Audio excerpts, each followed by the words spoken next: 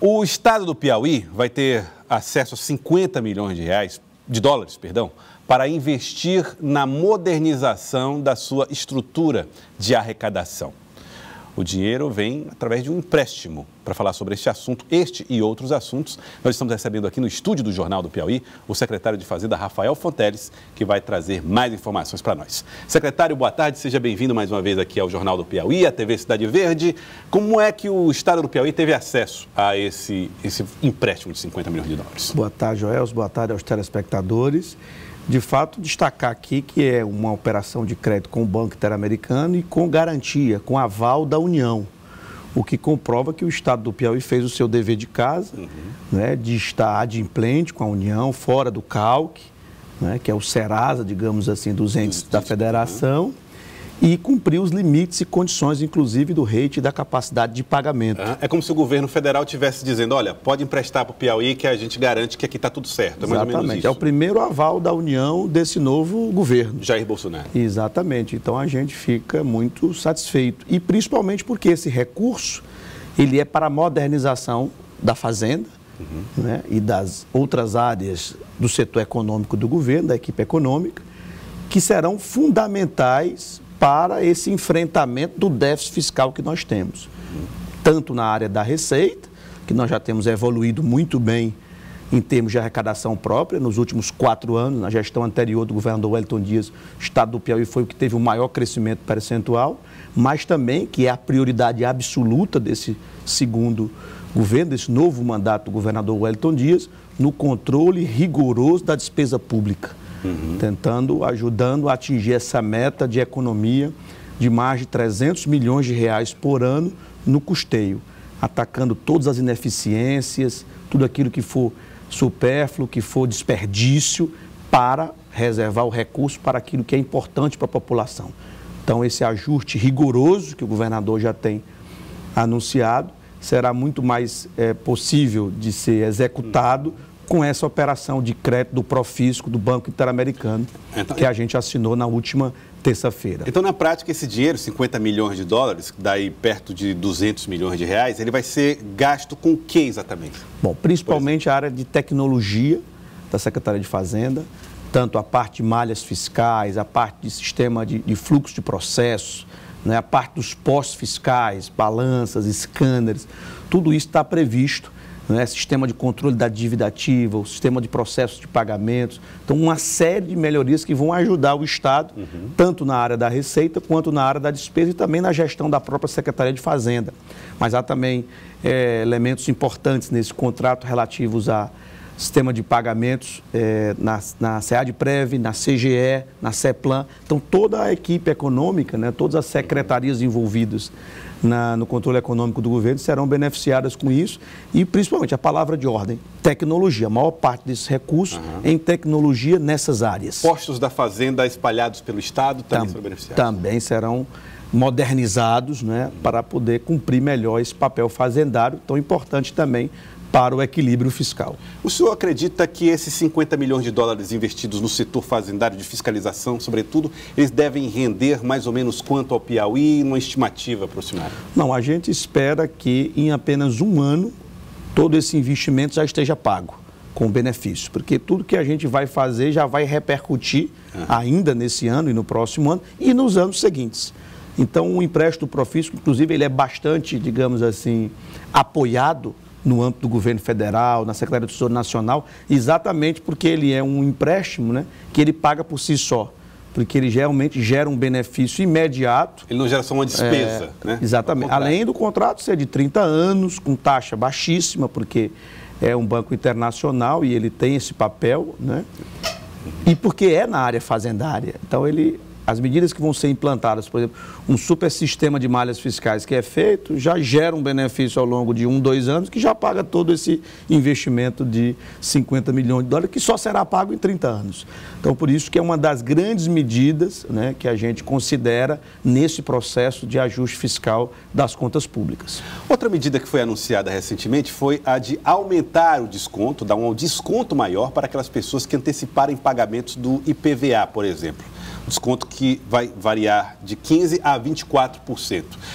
O que o governo pretende com essa concessão? Na verdade, isso é para resolver um problema de fluxo de pagamento. Essa medida não adianta nada se não houver as medidas principais de redução de despesa, porque o que foi colocado pela governadora em exercício no seu decreto, é a possibilidade de quem pagaria o IPVA nos próximos meses pagar em janeiro com um desconto maior, de acordo com o final da placa. Por quê? Porque de acordo com o final da placa eu tenho uma antecipação de mais ou menos meses. Então, por questão de justiça e de lógica, obviamente, o desconto é maior para quem, por exemplo, pagou o seu IPVA em outubro já do ano passado e iria pagar só em outubro. Se optar por pagar agora, em janeiro, o desconto ao invés de 15% será de 24%. Então quem tem placa final 8 que pagaria o IPVA em agosto, se pagar agora seria em janeiro... 22%. 22% de desconto. Tem uma tabela que foi divulgada, aproveita aqui a sua audiência, para colocar essa possibilidade. Quem quiser pagar um valor menor de IPVA, aproveite essa antecipação. Vai valer para os meses de janeiro e de fevereiro com 1% a menos. Ou seja, se deixar para fevereiro ainda teria um desconto de 23%, quem for da placa zero, por exemplo, né? Então, é muito importante aproveitar isso e a ajuda de quebra o fluxo do Estado, enquanto essas medidas, né, que a gente está colocando, que o governador nos incumbiu dessa missão, fazem efeito. Então, a ideia é porque eu tenho tanto um problema de fluxo de caixa, como eu tenho um problema de déficit geral que eu vou equacionar com medidas de redução de despesa. Porque essa que é a questão, secretário. Qual seria a vantagem para o Estado que vai dar desconto para as pessoas de um dinheiro que ele receberá? Exatamente. Quer dizer, em agosto as pessoas vão pagar. A explicação é exatamente essa. Com a antecipação se resolve um problema de fluxo, mas ela não tem efeito algum. Ela seria absolutamente ineficiente se as medidas de redução de despesas não fossem tomadas. Eu queria até colocar que a Secretaria de Fazenda, até para dar o exemplo, né, nesse processo de redução de despesa, nós já fizemos todo o ajuste com base na resolução publicada ainda em dezembro pela CGFR e homologada pelo governador. E o potencial de redução, na verdade, a economia que vai ser gerada ao longo de um ano é na casa de 10 milhões de reais. Então, em todos os lugares, inclusive na Secretaria de Fazenda, o custeio, né, tudo aquilo que for possível de ser diminuído, de ser suspenso, de ser extinto ou de ser cortado, será feito. E a gente está acompanhando agora esse processo em todas as demais secretarias do governo do Estado, a determinação firme do governador Wellington Dias e da governadora em exercício Regina Souza. A gente, ao aproveitar o ano de 2019, o primeiro ano de um novo mandato, como o próprio governador diz, é o mesmo governador, mas é um novo mandato e a gente tem que se adequar à realidade em que o país está vivendo. E a reforma administrativa já vai passar por esse conceito. É um dos elementos também. Ele pode até significar pouco do ponto de vista de redução, mas ele carrega uma simbologia nesse aspecto, né, de priorizar, no ano de 2019, um forte ajuste fiscal para que nós tenhamos o equilíbrio e, a partir dos anos vindouros, podemos ter uma possibilidade de investimento maior, uma possibilidade de fazer maiores benefícios para a população. Mas esse ano, certamente, é um ano de ajuste das contas públicas. Você já viu aí, são 7 estados que já decretaram a calamidade. O último foi Goiás. Existem muitos outros cogitando isso, discutindo isso internamente. Ou seja, é um problema que depende, obviamente, de cada estado, de cada governador, mas é um problema da nação também, que dependerá, obviamente, da União, do Congresso Nacional, das forças políticas, econômicas e sociais, porque é um problema coletivo e as soluções têm que ser coletivas.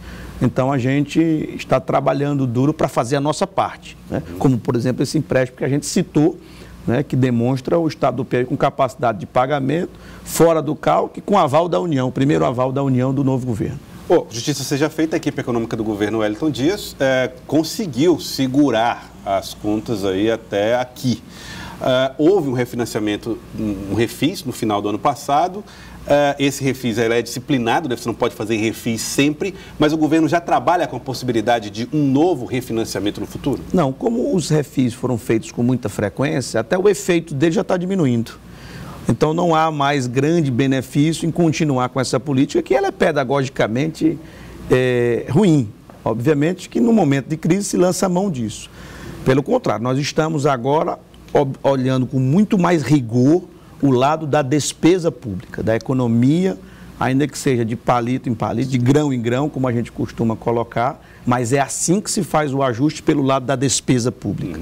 E contamos com o apoio de toda a sociedade, de todos os gestores, atores políticos e sociais, né, nessa união para que o estado do Piauí não entre em colapso, como outros estados já estão em situação muito ruim. Secretário, vamos falar agora a respeito de dívidas de pessoas, empresas, enfim, uma série de pessoas que devem ao estado do Piauí e que não fizeram os pagamentos ainda. Esse volume, ele é de quanto hoje e o que é que o estado do Piauí pode fazer com esse dinheiro? O estoque contábil chega a mais de 7 bilhões de reais. Ocorre que a maior parte desse recurso, né, são dívidas muito antigas que podemos considerar créditos podres, realmente, sem nenhuma chance de recuperação. Mas uma parte desses 7 bilhões é recuperável e pode ser antecipada, inclusive, via securitização, que é uma das possibilidades também. O que é a securitização na prática? É o antecipar esses recebimentos futuros, né, porque há um fluxo de recebimento, ou seja, todos os meses uma parte desses 7 bilhões são recuperados. Então eu tenho um fluxo formado, é como se eu tivesse recebíveis, cheques pré-datados, digamos assim, para a população entender melhor, e eu pudesse securitizar isso, né? Então isso é um processo que já foi feito no estado de São Paulo, já foi feito no estado do Rio de Janeiro e o Piauí também está avançado. Já discute-se isso há muito tempo. Existe a possibilidade dessa securitização sair em breve? No caso, seria um contrato com um banco, não é isso? A gente trabalha para que, já iniciamos esse processo, esse ano é uma boa meta para que isso aconteça. Então, o telespectador perguntando para nós a respeito de dívida, de possibilidade de empréstimos consignados junto a instituições financeiras como Caixa Econômica. O governo está liberando os servidores? Ele talvez esteja se referindo a eventuais atrasos que o governo tem, de fato tem, e estamos negociando com cada um dos bancos um cronograma de pagamento, de regularização disso, para que, obviamente, os bancos retomem essa possibilidade para os servidores. Né? Em função da prioridade absoluta no ano passado, ser o pagamento da folha líquida, para a gente não ter um atraso da folha, que geraria problemas econômicos muito maiores, se priorizou a folha líquida e terminamos tendo problemas com consignações e também com fornecedores. Então, nós estamos fazendo todo esse ajuste para poder parcelar isso, né, essa dívida que o estado do Piauí tem, e para o estado voltar para a sua plena normalidade. Mas o dinheiro foi retirado, por exemplo, os servidores pagaram, né? Não, veja só, porque às vezes a gente tem que explicar bem didaticamente para se entender. Você tem a receita dos tributos, e com a receita dos tributos se paga todas as despesas obrigatórias. Quais são elas? A folha de pagamentos, que ela tem duas partes, a folha líquida e a folha dos consignados, que é salário do servidor também. Tem a dívida, tem o repasse dos poderes e tal. Quando a receita não dá para cumprir todas essas despesas obrigatórias, você tem que priorizar. Então, qual é a prioridade das prioridades? A folha líquida. Obviamente que as consignações são logo em seguida. E, eventualmente, não se consegue em alguns meses, gera um atraso e os bancos suspendem novas operações, cobram o Estado. E é isso que eu estou querendo dizer. Assim como os fornecedores, está sendo feito um cronograma de parcelamento desses débitos que são obrigação do Estado do Piauí. Mas não seria apropriação indébita nesse caso? Não, na minha visão, se o recurso não existe e foi por falta de receita, não caberia essa colocação. Porque não foi recolhido para passar por... isso, não se usou o recurso para outra coisa. É porque simplesmente não haveria. Se fosse utilizado para outra coisa, eu acredito sim que configuraria apropriação indébita. Outra pergunta, secretário, diz respeito a gastos com pessoal, limite de gastos com pessoal. Como é que o Estado do Piauí tem que trabalhar essa questão do limite prudencial previsto na Lei de Responsabilidade Fiscal? O relatório não saiu ainda, Joelson, mas sairá na próxima semana, o prazo legal é dia 30, e o Estado estará, muito provavelmente, os números não foram calibrados na totalidade, acima do limite prudencial. Então, estão absolutamente suspensos quaisquer nomeações, reajustes, progressões, né, promoções, porque isso é o que reza na Lei de Responsabilidade Fiscal. Portanto, enquanto o Estado do Piauí não recuperar as suas receitas e segurar a despesa com o pessoal, essas possibilidades estão proibidas por lei. Gastos com a Previdência. Como é que está hoje o gasto do Estado do Piauí com os seus aposentados e pensionistas? Como é que isso vai entrar no governo? Eu soube, inclusive, através do Dr. Marcos Steiner, que ele estava com receio de uma corrida à aposentadoria das pessoas de olho nessa reforma da Previdência que ninguém sabe como virá. O Estado está preocupado com isso? Não, essa corrida já há porque a reforma da Previdência está na pauta do Congresso Nacional desde 2015. Então, os servidores, já muitos que tinham tempo de aposentadoria, já anteciparam esse processo. E não só por causa disso, mas pela própria estrutura etária dos servidores, né? Houve uma explosão desse déficit previdenciário. Para você ter uma ideia, em 2014, o Estado do Piauí pagou 400 milhões de reais para complementar a folha de aposentados. Porque a folha dos aposentados é custeada como? Com o recurso que é descontado no contra-cheque dos servidores e mais esse complemento do Estado. Esse complemento de 2014 foi 400 milhões de reais. Esse ano, provavelmente, fechará em 1 bilhão e 200. Ou seja, em 4 anos, ou 5 anos aproximadamente, tivemos foi triplicado o valor dessa insuficiência. Então, essa é a razão, digamos assim, estrutural. É claro que esse corte de despesa, ele é fundamental para eu fazer frente a isso. Sim. Mas a razão estrutural, onde a conta não está fechando, e é a razão principal desses decretos de calamidade desses estados, é isso. Eu tenho uma despesa que ela tem uma fonte específica para custeá-la, e essa fonte não é suficiente para pagar nem a metade, ou muitas vezes nem 1/3 dessa despesa. Então, eu utilizo outra fonte de receita, que é o Tesouro Estadual, ou seja, o dinheiro do contribuinte, né? O contribuinte que está pagando esse déficit.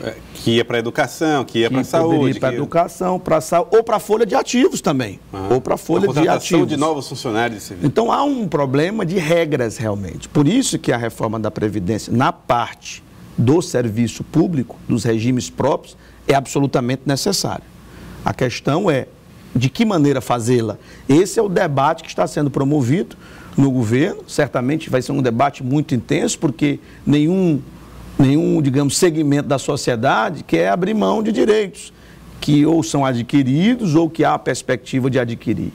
Então, sendo assim, a gente espera o final dessa história para saber se vai haver realmente uma reforma da Previdência que atenda esse problema dos estados. A reforma da Previdência no estado do Piauí tem que atender a reforma que vai ser apresentada no Congresso Nacional. É mais ou menos isso. Ou pode sabe, criar depende do texto. O texto que vier do Congresso Nacional, ele pode gerar uma mudança automática. Ou, como estava se cogitando no governo anterior, se colocou um prazo, estava se colocando um prazo de 6 meses para os estados aderirem ou não àquelas mudanças de regra. Não sei qual texto que vai vir, sendo obrigatório ou não, é natural que, havendo as mudanças no governo federal, haja um efeito nos estados. Mas aqui poderia-se, por exemplo, aumentar a alíquota de contribuição dos servidores. Isso passa pela cabeça da equipe econômica do governo do estado? Já o fizemos. Já foi feito. Em 2016, de 11 para 14. E o que está pautado no Congresso Nacional é chegar em 14. Se eu não vi nenhum debate em colocar uma alíquota maior do que 14%. Então, a União é 11%, ela cogita aumentar para 14%. Não teria efeito nenhum mais aqui, porque a gente já o fez em 2016. E não existe a possibilidade de aumentar essa alíquota ainda mais? Só se o Congresso permitisse, mas eles não estão falando nessa possibilidade, portanto, ficaria juridicamente impossível fazê-lo. O senhor teme pela discussão, da forma como está acontecendo, que haja pouco efeito para a Previdência do Estado do Piauí, a discussão que está sendo posta em pauta, apesar de não se saber muito ainda o que é que virá, mas o senhor teme que os efeitos sejam pequenos diante do que se está discutindo sobre idade mínima? Não, se o governo federal priorizar apenas a reforma da Previdência Social, do INSS, não vai ter efeito nenhum aqui. Isso aí. Mas o que eu já ouvi de declarações da equipe do Paulo Guedes, do ministro Paulo Guedes, a esse respeito, é que eles têm a consciência de que a maior parte do déficit está no serviço público. Tanto que entra a questão dos militares, que é uma questão que está sendo debatida, se vai incluir ou não. Na União, os militares são responsáveis por metade do déficit. Claro, eles têm as especificidades deles, então isso deve ser resguardado. Mas aí vai entrar ou não? Não entrou os militares, aí depois vai haver questionamento de outras categorias, que também têm especificidades. Então o medo é de não haver uma contribuição coletiva e terminar a reforma de novo sendo postergada. Então, esse debate nós só vamos saber a partir de fevereiro, mas provavelmente em março é que o cenário estará mais claro, se vai passar ou não e o que vai passar. Olha, vamos falar agora rapidamente aqui sobre pagamento dos terceirizados. Os servidores do Detran estão prometendo paralisações amanhã, os que são terceirizados. O Ministério Público do Trabalho já quer se manifestar a respeito de alguns contratos que estão sendo feitos em relação a empresas que oferecem mão de obra terceirizada para o Estado. Como é que está essa questão? A responsabilidade é das empresas, é do Estado? Como é que está sendo tratado? Não, eu acredito que há uma responsabilidade solidária, obviamente, mas o primeiro compromisso é das empresas. Existem atrasos, sim, nós estamos repactuando com as empresas, um parcelamento, em alguns casos 30 dias, em alguns casos 60 dias, para poder parcelar. E, ao mesmo tempo, reduzir todos esses contratos. E com essa redução, obviamente, será possível pagar o parcelamento disso que está em atraso. Essa vai ser a lógica. Ou seja, cancelar contratos de terceirização. Essa não, redução. Cancelar, não, redução, né? Porque, às vezes, há excesso de posto de trabalho, por exemplo. Então, isso tudo vai fazer parte. Como eu disse, o ajuste ele é completo em todos os contratos. Não vai haver exceções, né? E para haver exceções tem que ter, além da decisão do Conselho, do governador especificamente. Então, a ideia é que haja uma contribuição de todos os contratos, claro, com reduções variáveis, dependendo da situação, para que a gente atinja a meta de redução de 300 milhões de reais no custeio do Estado do Piauí. Aí vai entrar também essa questão dos contratos nesse bolo. Todos os contratos. Hoje, quanto é que está sobrando mais ou menos de recurso no final para custeio, para investimentos no Estado do Piauí, para investimentos? Não, nós temos um déficit fiscal. Em função desse déficit da Previdência, de 1 bilhão e 200, termina ficando um déficit fiscal... Não sobra nada? Não, pelo contrário, estamos precisando de mais receitas para cumprir o que é obrigatório, né? E para, eventualmente, ter uma sobra para fazer investimentos, que é o objetivo principal do governador Wellington Dias. Mas eu acredito que esse ano de 2019 é o ano desse ajuste ser completo, rigoroso e forte, e quanto mais forte ele for, melhor teremos os anos vindouros.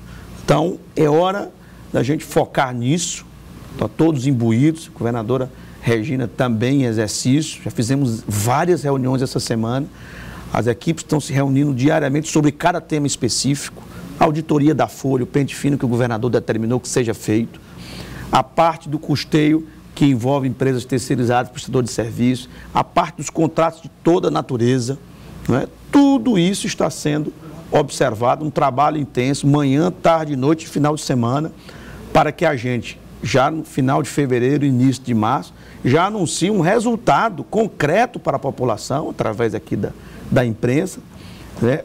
Do qual foi a economia gerada, né? E, portanto, qual foi a contribuição desse ajuste que nós demos para atingirmos novamente uma situação de conforto fiscal. Secretário Rafael Fonteles, muito obrigado pela participação conosco aqui no Jornal do Piauí, obrigado pela entrevista concedida. Eu que agradeço, sempre à disposição. Muito obrigado.